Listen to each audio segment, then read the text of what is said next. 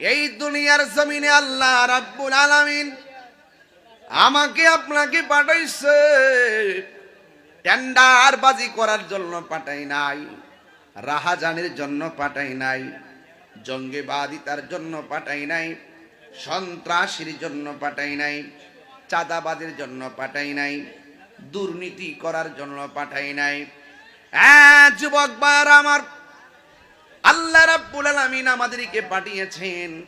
আমার আল্লাহ রাব্বুল আলামিন বলেছেন, ওয়ামা খালাকতুল জিন্না ওয়াল ইনসা ইল্লা লিয়াবুদুন।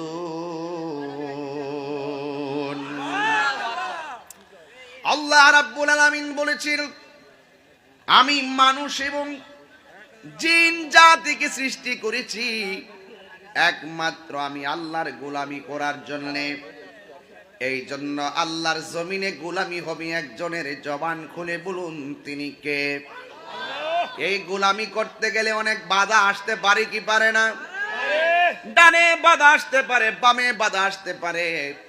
আল্লাহ রাব্বুল আলামিন কোরআনে বলে দিয়েছেন, আল্লাহু ওয়ালিয়ুল্লাযীনা আমানু ইউখরিজুহুম মিনাজ-যুলুমাতি ইলান-নূর।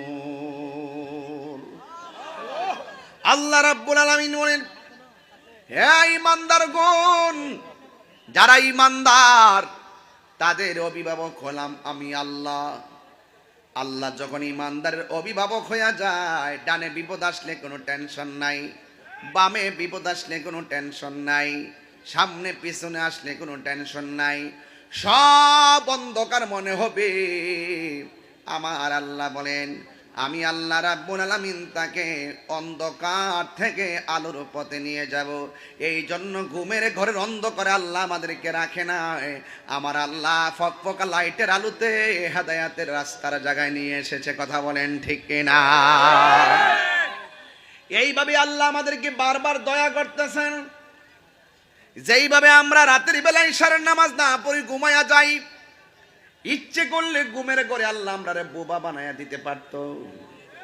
একটা মাত্র কারণে বোবা বানায় না, কারণ আমার আল্লাহ রাব্বুল আলামিন আপনাকে আমাকে বড় মায়া কইরা বানাইছে। এই জন্য আল্লাহ খাওয়ার সুযোগ দিয়েছে, এই জন্য ঘুমের সুযোগ দিয়েছে, এই জন্য আল্লাহ আমাদেরকে চলাফেরার সুযোগ দিয়েছে।